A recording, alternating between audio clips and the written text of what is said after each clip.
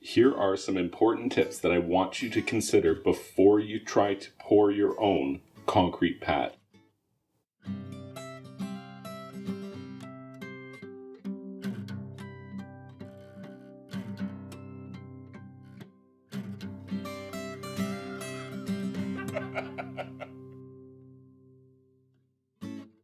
It's not that pouring a concrete pad is so hard you shouldn't do it. I mean, it's doable. It's all relative to your skill level and how much you're willing to commit to effort to, do something like this. And I think a concrete pad for a sitting area or a shed or possibly a hot tub, that's a little bit more complicated, but essentially the same thing. It is doable. It's something that you can do on your own, but it would benefit you greatly to have, some experience or the benefit of some knowledge. And that's what I'm going to give you here. Is I'm going to give you some tips that I would want you to know before you try to pour a concrete pad. So there's a lot to go over. The first thing that I would want to say is that you have to remove the grass. You don't have to look very far to find pictures and videos of people pouring concrete on top of grass.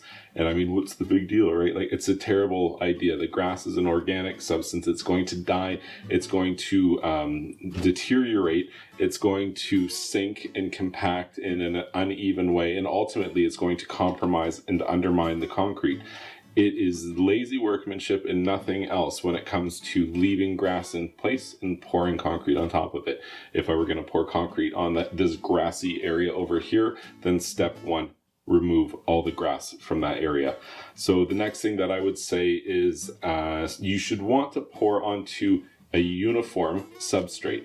And by that, I mean, I wouldn't want to pour a concrete pad that's half sitting on a giant boulder that's buried in the ground and half on some sandy soil that's next to that boulder.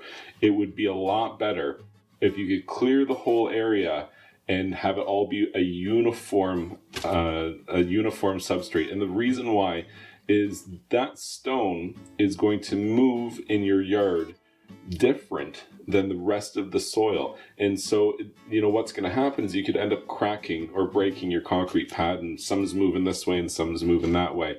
Over the long term, it's not something that happens suddenly, but it's definitely a concern because when you pour a concrete pad, it's going to last years, decades. And so you have to kind of think in the long term and install it in such a way that it's going to have longevity. So a uniform substrate is definitely something that I want to see, especially the thicker and more important the area. Like if it's just a sitting area, if there's a big crack, it doesn't really matter. It doesn't bother anybody. I'm less concerned. If you want to put a hot tub or a giant hot tub or one of those kind of half pools, half hot tubs, that's a different story. I want to put more consideration into what we're pouring on top of. It's going to be less forgiving to, we didn't really do this right and we poured on uneven or not uniform substrates. So definitely, if you can, remove everything that's there.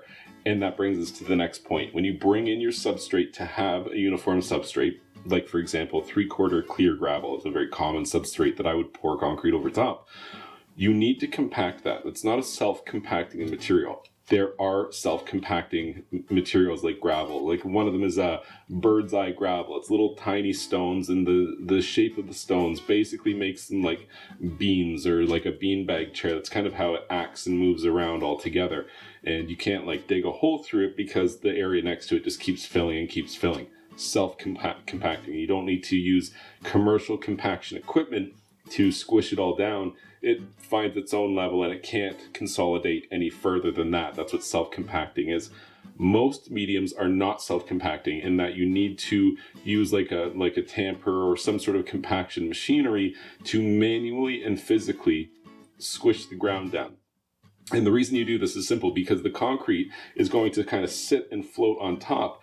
And if that earth or that material that you added in, over time, it's going to settle, right? You didn't achieve its 100% finished settling. And as a result, it will sink a little bit, but your concrete probably can't sink with it. Maybe here or there, it's hung up on a spot, or it's unevenly sinking, or something to that effect. Maybe it's attached partly to your house and it can't sink. So what ends up happening is now it's not supported. It's hollow. There's a hollow gap in between your concrete and the substrate. And that's not ideal at all, because now the concrete is kind of like a suspended or cantilever slab, and that's a totally different thing. That's almost certainly going to crack if it wasn't built for that application with steel and certain thicknesses of the concrete. And speaking of thickness, let's talk about that. Before you pour your concrete pad, you're probably going to have set up forms. Let's say it's just a simple rectangle you made out of some 2x4s or 2x6s. You're going to need to put, something across a level or a piece of wood and check your minimum thickness. If you don't do a lot of this work, you might have the right thickness, let's say 4 inches, common thickness for a concrete pad. You have 4-inch thickness around the edges, but in the middle you kind of came up and there's a hump in the substrate or in the gravel, and as a result it's only like 2 3/4 inches thick in the middle. That's not enough, and you're going to end up with a cracked slab. So just pay attention to that detail when you go ahead and install this stuff. It is hard physical work, and so it becomes very easy to overlook some of these technical details because you just want to get the job done. You're out there breaking your back. When you don't do it every way, you don't know efficient ways to do the work, and it's very physically hard work. Nothing but digging and hammering and carrying in long 2x4s, wheeling in gravel, compaction, concrete. The whole thing is hard work. So, but you do need to pay attention to the details. You certainly don't want to find yourself in a situation where you have to take out what you've done here and redo it because you kind of botched it the first time. So let's talk about this a little bit more. You built this rectangle form that we talked about. You've checked your minimum thickness, and we agreed that 4 inches is suitable for this application. But now what I do is I take my spade shovel and I walk the perimeter of my form and I remove some of that material. And what I do is I make the concrete at the edges thicker. I want that concrete 6 inches, 8 inches thick, whatever it is, because I want that concrete to extend below ground. I don't want that concrete to finish above ground and let there be a gap there. And you see this all the time, because if you do that, when you remove your forms, all of that gravel that's under there right now, acting as your base substrate for the concrete, it'll all just kind of fall away and wash away without something there. You could build a retaining wall of some kind, but the optimal way to do it is just terminate the edges of your concrete pad below grade, such that there's no chance that your substrate's going to wash out from underneath of it. That's the ideal thing, and the way you accomplish that is once you've got your slab laid out and you've got your forms in place, you remove some of the fill material around the edges, ensuring that it's extra thick in those locations. Let's talk about steel. Depending on the quality in the application of the concrete pad that you're building, you may or may not need to invest a great deal of money and time into steel. You might just buy what's called reinforcing wire, might be called 4-inch wire because the grid spacing is 4 inch by 4 inch. It's galvanized steel. It's in the concrete aisle at the local hardware store. You pick up a couple sheets, you throw it in there, Bob's your uncle. Now you've got tensile strength inside of your concrete slab. Kind of. I prefer using rebar, 10 millimeter rebar, 2 of them, and going around the entire perimeter of my slab, because that's going to give me a lot of strength. It's like a rim on a plastic cup. If I put that extra strong steel around the edges like that, it's going to give me a lot of inherent strength. And then whether I'm using that galvanized wire that we just talked about, or I continue with a 10 millimeter rebar grid, maybe a 12 inch by 12 inch spacing, something like that, throughout the entirety of the pad, that would make a really strong steel grid for a pad. But let's talk about lifting the steel. This is such an important detail here, and something that would get missed a lot. A lot of times you'll see the steel gets thrown on the ground, and then the concrete people tell you, oh, it's okay, just leave it on the ground, because it's hard to walk on when you raise it. Leave it on the ground, we'll lift it as we're putting the concrete in there. Yes, it does work. No, it is not optimal. That's like backyard concrete working, not like commercial job site concrete working. Steel needs encapsulation, and what that means is it needs to be in the middle of the concrete. It needs concrete underneath of it, it needs concrete on top of it. As a point of engineering, it's sometimes not right in the middle, sometimes it's closer to the top, closer to the bottom, but it needs encapsulation. It can't be right on top, and it can't be right on the bottom. And if you're going to lift the steel as you're placing concrete on it, you're supposed to like lift it and give it a shake so it stays there in the middle. In reality, it is a poor substitute for proper lifting of the steel grid. And when I say proper lifting, what does that look like? Well, before concrete day, you go in there and you either use plastic chairs or pieces of concrete that you've already broken. Usually you can use brick, not red brick. Red brick is not able to be used for lifting concrete purposes. So you put these blocks underneath of your steel such that the whole steel grid is lifting 3-4 inches, well, depending on, sorry, so in this case, lifting 2 inches off the ground, because we want 2 inches of concrete below it, 2 inches of concrete above it. That would be optimal steel encapsulation for something like a concrete pad that we're pouring here. And by the way, if we're going this far, and you're this far into this video, and you're putting 10mm steel around it, and whether you're using 4-inch wire or more rebar in there, and you're making it extra thick at the edges, like, we've really gone a long way here. When you lift that steel and now you have good encapsulation on both sides, this is a really strong, this is a professional quality concrete slab.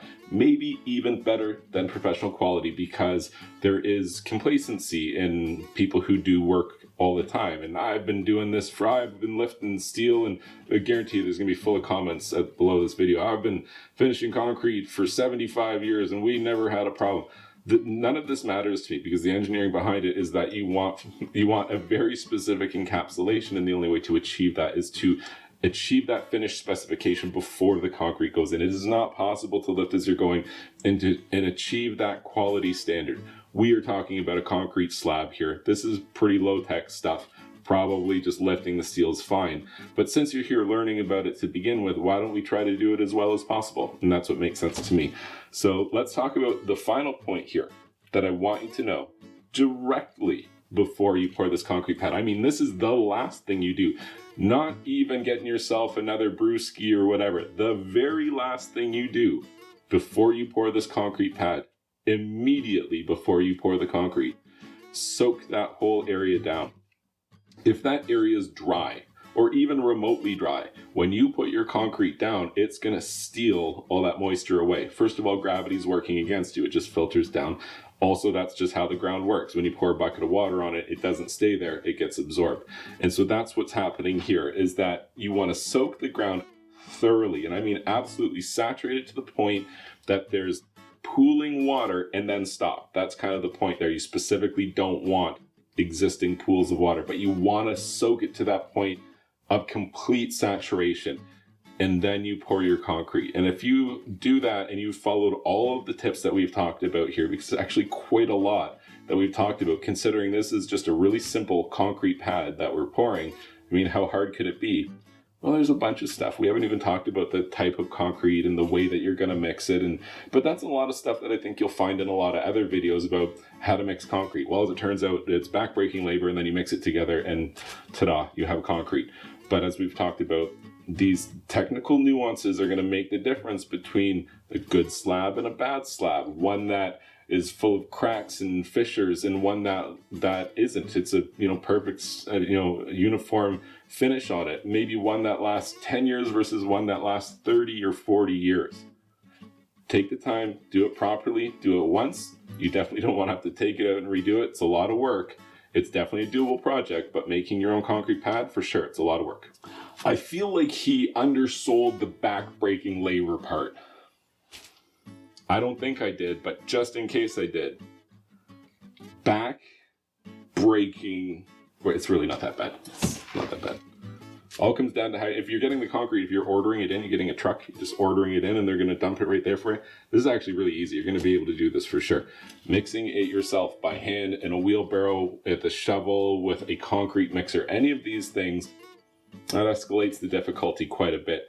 Not impossible at all. It's a timing thing. When you have all the concrete at once, you just float it all out, and then that's it. So you're kind of almost all the way there. When you're mixing and batching, you're putting it in, but you can't finish it yet. You're waiting for the next mix so that you can kind of get a couple of feet of it, so that you can float out that and make sure it's screed the top, make sure it's all the same height. It's harder to do when you're mixing it yourself. Again, totally possible, but you're already an amateur, and I guarantee you're undervaluing how hard it is to finish concrete. When you see somebody who's experienced with a trowel and they just, and it looks beautiful, they make it look so easy. That's the thing. And you do one single pass and you're like, you can't just stop. You just keep digging the trowel into the wet concrete that you're working on. You're like, wait, how do these guys do it? And it's just experience. It's an experienced hand. It's a skill that you have to learn over time.